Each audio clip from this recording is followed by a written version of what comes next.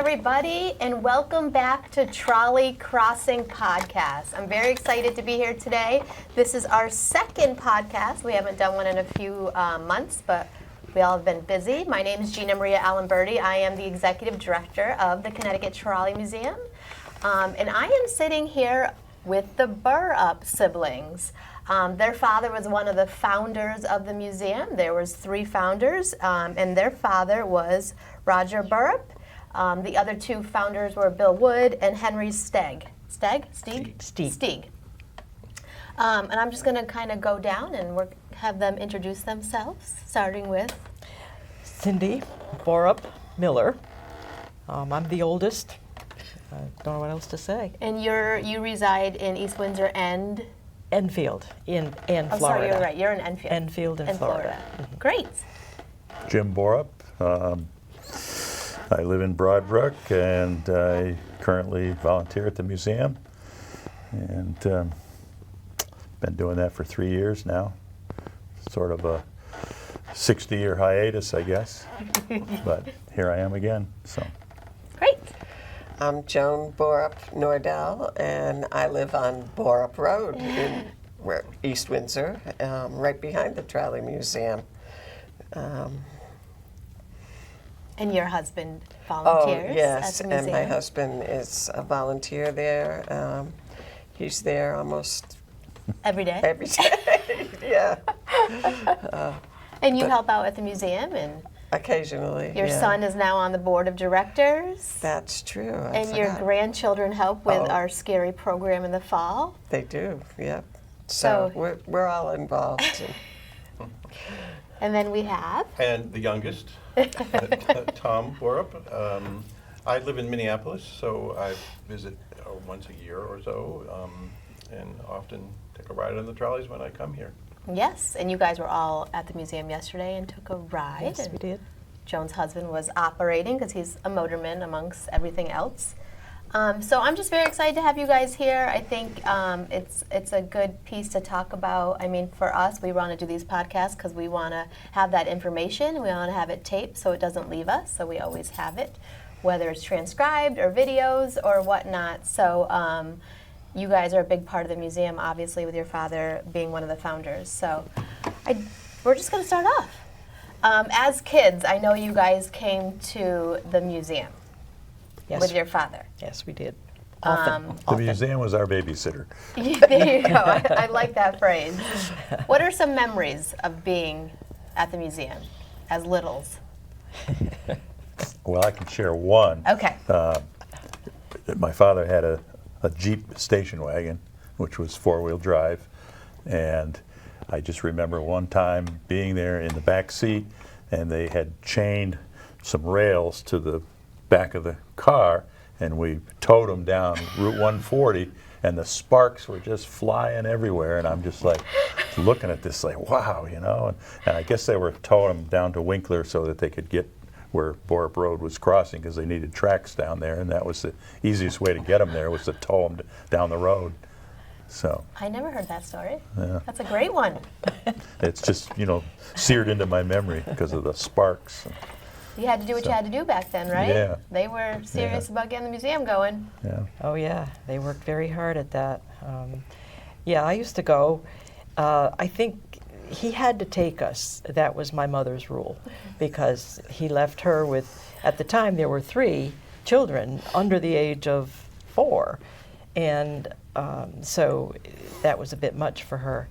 So he would take us out there and just let us go. We roamed the woods. We did all kinds of things. We didn't get in trouble, but you know, just things kids do. But that was my early memory of the museum. And things were a lot different back then. You could just let the kids go. Yes, you could. Yes. Go. I'll see you in 5 hours. Right. have some fun. Exactly. Oh, yeah. We'd play in the brook there, Yes. and you know, catch frogs or whatever. And Yeah.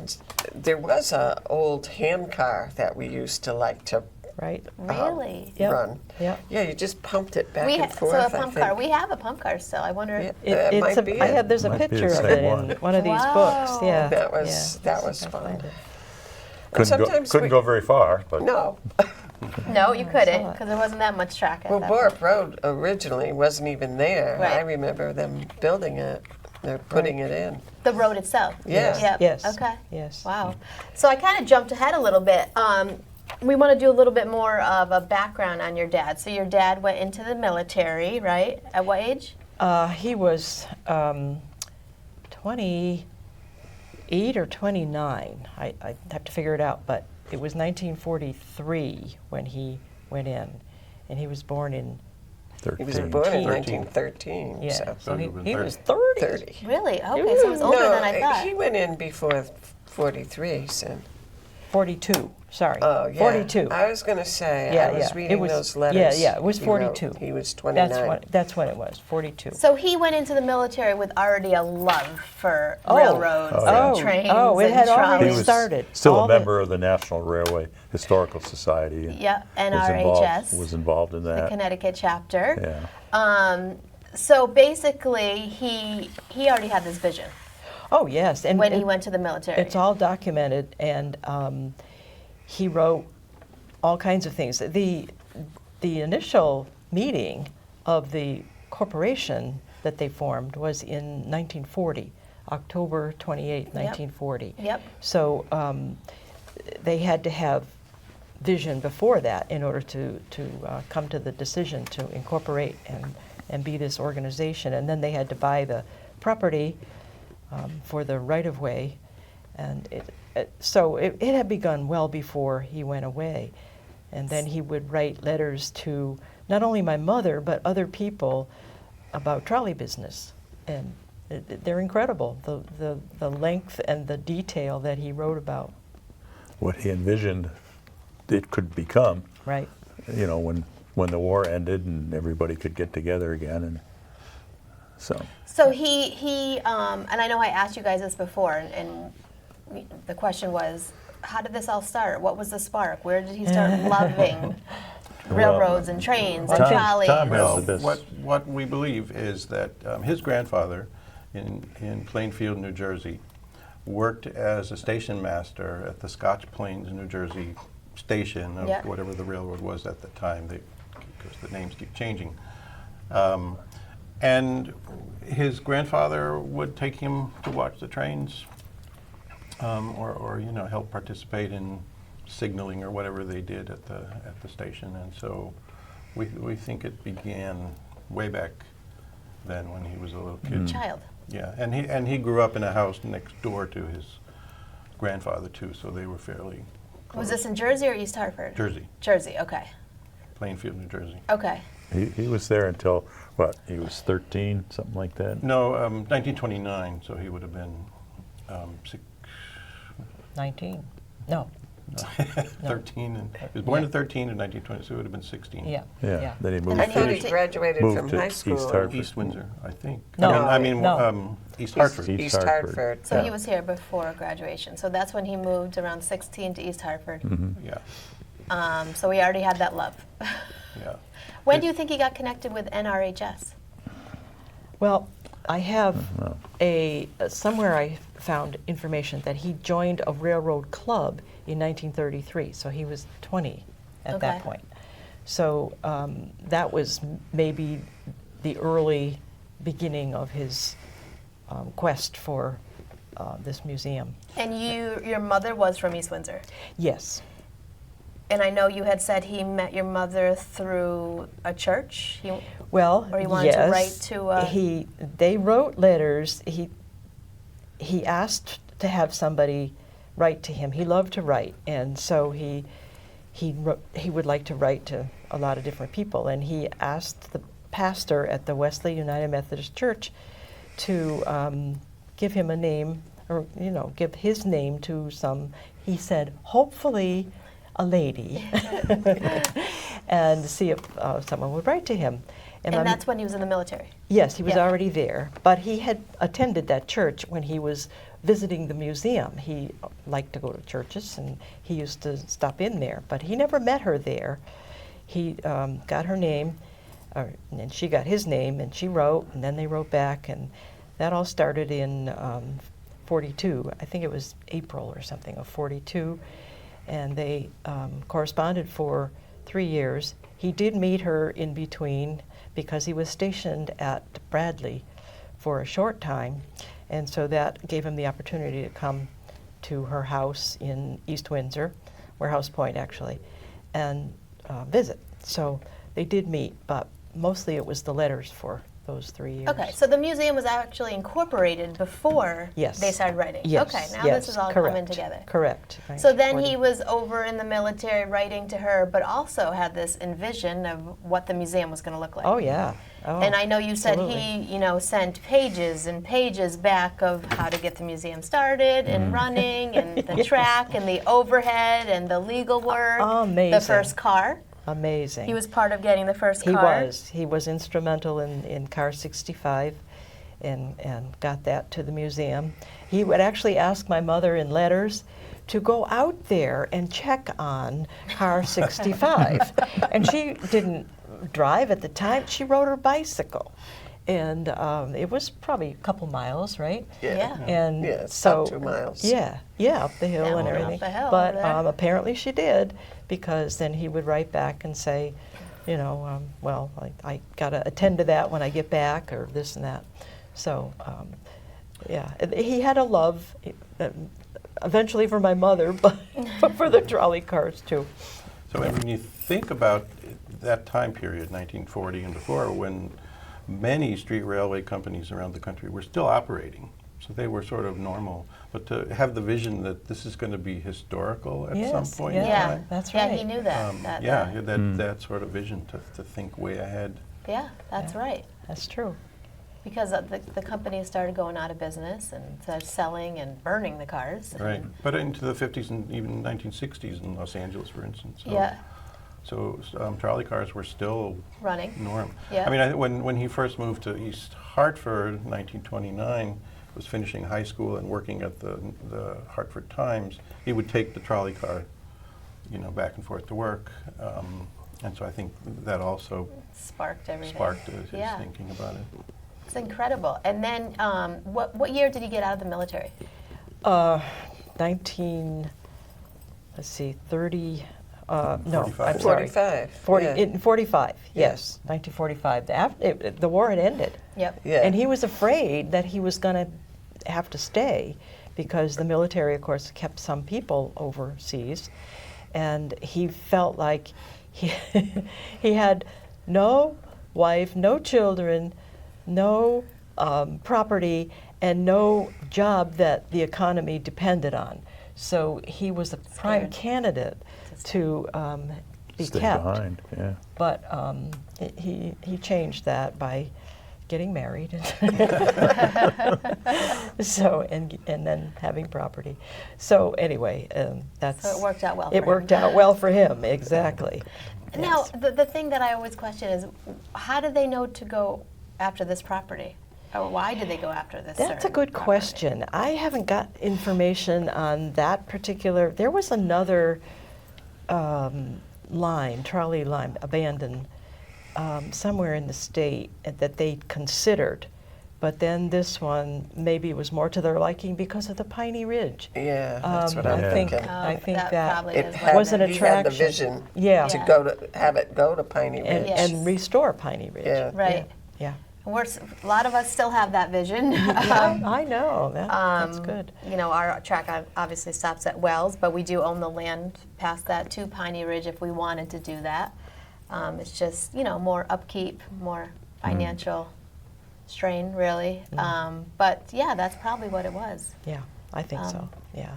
It's a good story. It's a good piece, right? yeah. It's not just the line. It's what they Right, did to go out right. to Piney Ridge. And he's got maps, I think they're in here, showing the line going through Piney Ridge, over the Scannick River, and to Broadbrook.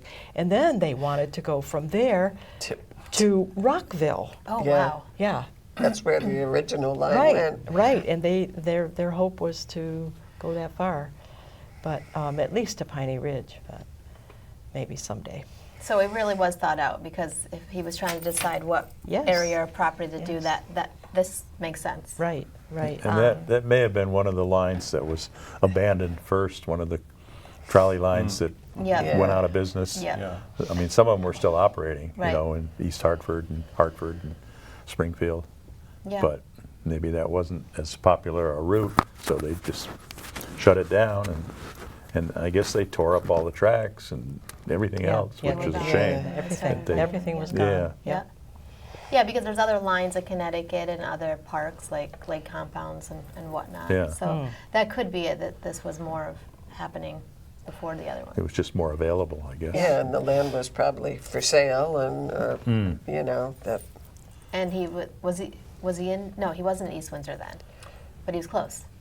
No, they were living at that point in Stratford. The family. With his parents. Right, right. So that's why I always said the connection of your mom being in East Windsor. Well, it was through the letters. Yeah. Yeah. So it really worked out for him. Yeah, kind of Well, did. it worked out for us. It kind of Kind of did. killed two birds with one stone. Yes, you know? yes, right. So obviously he played a big role in the development and the growth of the museum. But he also went on and did amazing things. He was publishing publications and writing. Obviously he was a writer. Right. But tell us about how you guys helped him when he was... Folding books. yes, We were yes. so- collators, you know. We put So pages, Folded and he put wrote, pages to he bed wrote, together. he and- publicized, he was the editor, he did everything. He did everything. He managed subscribers all over the world. He had Yes. card files of lists of people who would subscribe. He to spent the every publication. night in the cellar.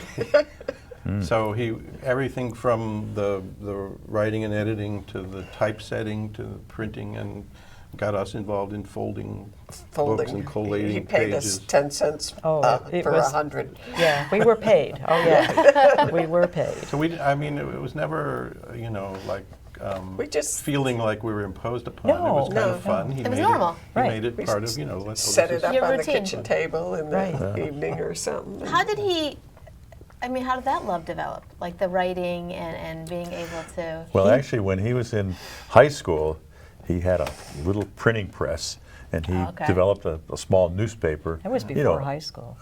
He was, well, maybe even grade school. He I don't was, know, yeah, but he 12 was, years old Yeah, when he did those. and he published this little newspaper for the town. You know, Yeah. I mean, So that's- who knows? okay. Maybe 100 people or something got it, but You have somebody those, has right? copies of that. Plainfield News. What was it called? Anyway, whatever. can't So he was into newspapers or publishing Yeah. as a kid. so both of those, topics of the railroading, trolleys, trains, and publishing, your Well- was at a young age. right, Yeah. right. And, then- and that stayed with him throughout. Working at the Hartford Times also, Yep, and that may be why he went to the Hartford Times. Yeah. Yeah. But I know, he was like a proofreader. Yeah. And I know every time I read something, he drilled that into us. You proofread everything. Yeah. And you, Yeah. Right, you don't right. send things out with spelling mistakes Right. or that incorrectly. A lot different nowadays. But now, what did he? I know he was. He wrote the what bulletin? It was the bulletin, Transportation bulletin. a transportation book. But you said he wrote a few books too, right? Well, no, those were the books. Oh, those were Yeah. the books. So Yeah. some of them were just different Right. sizes or. Right. or Well, some of them were hardbound, and Like- so like they the were. one you have. Yeah. Like yeah, that, more Yeah. like This books. one. Yep. Well, he worked with Mike DeVito on a history of Yes. East Windsor. Oh, he did. Yeah. That was the book that we had talked about, right? That the was other the day? bicentennial Yeah. of East Windsor. But he did write a few of those hardcover books, but mostly edited. He had writers in other Contribute. places who would write them, and he would work with them and edit them and organize And get the add photographs. pictures. We Yeah. used to take trips. Right. Yeah. Our trips consisted of going to a set of railroad tracks. Of course. Along the vac- road, and we'd stop, and he'd get out and take all these pictures of railroad tracks. We were like, what? Family vacations. As long as we Yes. were moving somewhere, we were So fine. every vacation was around a railroad. Well, Pretty much. it was a stop They were- along yeah. the way. Yeah. Yeah. Yeah. Yes. And he did take me. I was the youngest, and so I was around a little longer with him doing some of his research. We'd go to Plattsburgh, New York, and he would spend time Athol. in Athol, Massachusetts. He'd spend time in the library Oh, yes. doing research. Yeah. Yeah. and take one of us along on some of his. And then- you said he used to take your kids, right? Yes, after all of us were gone and not interested in doing that anymore, yes, then he would, and particularly my son, he used to go along on those trips. And he said, you know, Mom, it's a good thing I went because Grandpa was falling asleep as he was driving. Oh. Yeah, this was when he was older. And so I said, yeah, it's a good thing you were there. That was common back then. The child or the grandchild would take over the wheel. Not like nowadays. No. So, I mean, I'm sure you guys love that the museum is still Oh, yeah. active and, Yes, and, it's a great and moving thing. forward with Right. with all our accomplishments and where we're going and everything. And your husband Yes. is a motorman and Yeah. has been helping out and has been on the Yes. board. Yes. It really is a generational thing because, you know, Roger's kids help out and volunteer. Now, your Grandchildren. kids, and now that it would be great grandchildren that are volunteering, That's right. Yeah. Yeah. which is yeah, that- is pretty special. It is. It is. And that's what we we thrive on. Obviously, volunteers at the museum, but just to have the generational aspect of it, I think is really cool, and that's why I wanted to do this. And I want to just read part of this letter that Yes. we got when he died. Oh, I'd love that. And this was from Donald Snellgrove, who was an active member of the museum. And he met my father when he was 19. That was in 1948. And just the highlights, he said he had a tremendous amount of foresight and ability in establishment of the Trolley Museum. If it had not been for your father, there would be no Trolley Museum today. Your father had a God-given gift for journalism, and his rail histories and exquisite photographs made him well known and respected throughout the country. So that was the testimonial from his friend Don. Yeah, and then that, we're lucky that this started and he did all this, and I you know. guys get to experience Well, it. the bulletins that he wrote and everything. One year he went away for work. He went to Colorado Springs Yes. for a Training. and he left me in charge of answering all his correspondence and mailing out things that people asked for and taking care of the checks and everything that came in. And I was amazed at these people writing from all over the country wanting these books, and even some foreign, like people in England and Yeah. places like that would write and send a check and want the things mailed to them. So very yeah. well known. Yeah, it was surprising, but I got a question, and this is not one we talked about. Oh. Everybody ready? Oh. I'm going to ask everybody, and you haven't been around a ton, so I don't know if you'll be able to answer this, but what does everybody love about the museum currently? Well, I love the fact that you have brought a lot more activities for children, and I think that the families who come really appreciate that, and it's a great thing for the community, the entire community. So there's a lot of things, but that just Stands out? hits me, yeah. Jim, you're there often. I would have to say the same thing. It's become a family destination. And, I go through the visitor center a lot, and the kids are running around, or they're ringing the bell on that little car, Yeah. and they're just having a great time. And it's good for the parents, and then they play on that little toy train that's out in the yard. And of course, in the trolley ride, I'm sure they special time for that, for the kids. And so, yeah, that's what's nice to see, that a lot of families can come and really take Enjoy it. advantage of it. Yep, that's great. That's what we want to hear. Yeah. I like all the special events that are happening. I mean, most of those are family oriented, except maybe Rails to the Dark Side. Yeah. It's a little iffy. Little for adult. Yeah. Well, older children, Yeah. Yeah. Yeah, it's But, great for teenagers. I think that's brought a lot of interest in the museum and people to it. And I also, one other thing I really do like is when you take a trolley ride, the motormen always give you a little trivia or a piece of information. They talk about the car you're riding on. The history. And that kind of thing. I think that's really important. Oh, it is. It definitely is. And it's great, too, because depending on who you're riding your car with, you're going to learn something. I learn something all the time from our volunteers and you get motormen. I didn't know that. Different information Yeah. all the time. Yeah. So it really, I think that's important. That's why we're there. And piggybacking on this, I mean, I think making this sort of historical experience fun is really important, and the sort of appreciation of the history. And I mean, our father was not only an advocate of trolley cars and trains, but of mass transit, public transportation. He would take us on train rides, and you know, public transit was, he just loved it. And so he promoted it, and he would advocate for different things around public transportation. So I think that experience people have at the museum, especially young people, with public transportation, and it's fun. Yeah, I agree. That's a actually. positive experience. Never I really think, thought for- about it like that because sometimes, especially the younger generation, going to a museum, Yeah. Right. Yeah. fun. Well, it's a static, they look at Usually. paintings on the wall, and, oh yeah, they're bored, but the Trolley Museum More is, alive. like Mike says, is a living, Yep. moving Right. experience, So if they have to have fun to learn, that we're Yeah. winning, right? And Right. that's a Should good be way to fun. look at it. I Yeah. didn't think I looked at it that way before, but yeah, you're right. And obviously we exist to keep that history alive. So if it's got to be a fun way, we'll keep doing it that way. We do hold a lot of events. Obviously, we get in families that way, and it keeps the museum running. But yeah, I think it's a great place. I came from the Air Museum, and our planes didn't fly. So it's cool being here where the trolleys actually operate. It's a whole different breed, really. A lot more to take care of, obviously. Surviving on volunteers.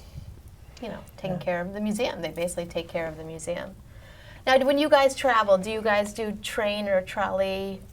Do you visit museums or do you use that transportation? I know you just did a big. We just did a 11-day train trip in Switzerland. Yes. It was all different trains, cog trains, it was beautiful. Do you And think that branches from your upbringing? Probably a bit, yeah. There's got to be a little bit of spark in that. Yeah, Obviously, Don has a closeness now to it. right, so. Has anybody ever done any other train? A few years back, we went to San Francisco, and we rode the trolleys there. Yes. And I just had to do it Yeah. because, of the museum and having that experience there. And I said, there's no way I'm leaving this city without trying to ride those. And it was fun. It was a lot of fun. Yeah, they're still operating those. I know you do a little bit of traveling. Well, 2 years ago when I was in Maine, we spent a week up there with a bunch of friends, and we were the only ones that went to the Seashore Trolley Museum. Yep. Because I had never been there before, and I just wanted to see it to compare it with our museum, and my intention is to go down to Brantford and Yes. see that soon. Yep. Yeah. That's a great I'm ride. very interested in that. So, but as kids, we used to go on these train excursions, and I don't know how they did it, but they went, they'd get these what they call bud cars. That was an engine, but it was a passenger car too. Yeah. And we'd go. I remember going along the shoreline. I don't know how they coordinated that with the I know. Amtrak or whoever was running the railroad at the time, but we had the porter on there with the candy bars, and the big Mounds candy bars. Still love them. That's where I got them on the train trips. But we did those often. That was and it was all these guys from the Windsor museum. Locks. They would be there. Yeah. Yeah. And, Oh yeah. Okay. it was an excursion. That's Yeah. what they called them. Excursion. Rail fan. It was called Rail rail fan. fanning, yeah. Yeah. Yeah, one time we stopped at a restaurant above where Dexter Plaza is now in Windsor Locks. That was like partway through it, and we went to that restaurant to eat.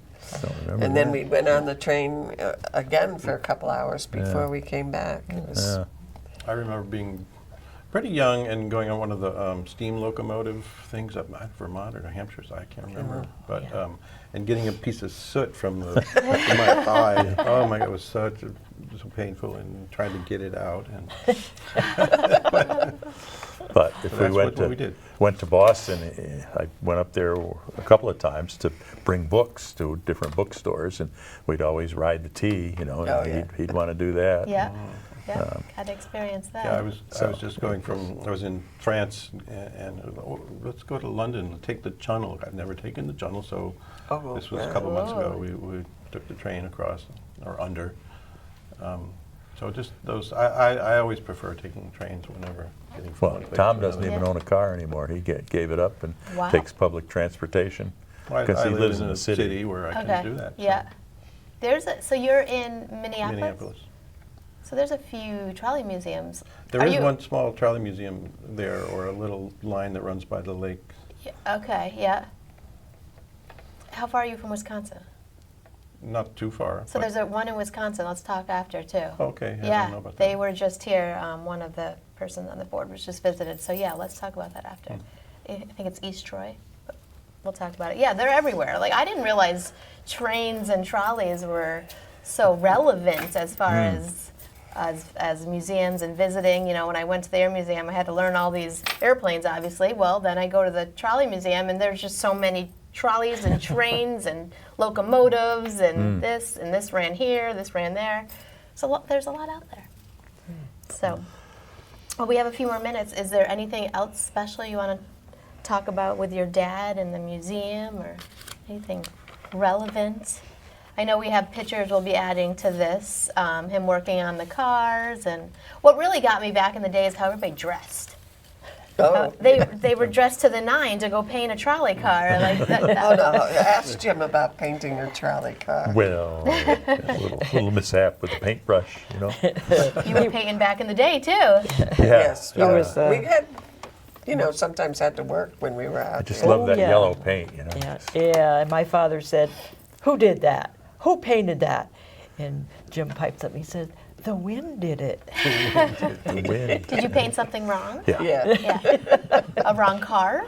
probably. No, I think you painted the windows with yellow, the trim on the windows, instead of white. I think that's what it was. Was Yeah. this I'm not sure. 65 or another car? I don't. That was Yeah, the I other thing don't- I want to learn. Like, what other cars did he bring in or have Oh, help with? I have a whole list of. Oh, I'd love to see that. Well, I'll have to show it to you later. Of all these cars that, first of all, they wanted to get and were available from the Connecticut company. Connecticut company. Yeah, and I don't think they got them all. There was just way too many. But yeah, there were lots. They had so much ambition. This group, they just wanted Lived to and do breathed. this and that. Yeah. Yeah, lived and breathed it, right. I feel like those types of people that love like the railroading aspect, they all consume. Their life is always consumed. And we have so many great volunteers at the museum, and they're there every day. I know. I'm impressed with that too. They love it. Like it's just, Yeah. I guess it's a certain person that loves that. You know. Yeah. Well, I find it sort of strange that a lot of the people that are museum volunteers also work full time for one of the railroads. Yeah. It's like, Yeah. It's like You- they can't get enough. Yeah. I know, that's true. haven't you had enough That's after true. working all day on the Right. railroad? But you know, a lot of the volunteers that work on the railroad, they started very young at our museum, and that's how they got the spark, and now they do that for a living. And that's Yeah. kind of what we want, right? We're an educational museum. We want that. So they started coming. They loved it. Now they're working on the railroad. And as you say, they come back Yeah, and they're continue to still- volunteer. It's like, wow. Yeah. Yeah, That's what I'm saying. They my, love it. My trip to New Jersey recently, I got on the train in Windsor Locks, and the conductor comes around, and I don't know, my name must have been on the ticket. Oh, Borrup, you know about the museum? And so he said he was a volunteer, and I didn't even recognize who it was. Oh, But wow. Oh, yeah, we have a few that are conductors Yeah. in Amtrak, yeah. Yeah, So- that's great. yeah, Well, I think we're going to wrap it up. We've been talking for a half an hour. Okay. Thank you guys for coming. I appreciate it. And for viewers, come see us. We're going to be going into our very busy season of fall and winter with our fall events, Pumpkin Patch, a new scary program we're bringing to you this fall. And then we're going to lead into Winterfest. So definitely come and visit us. Thank you for watching. We hope you enjoyed it.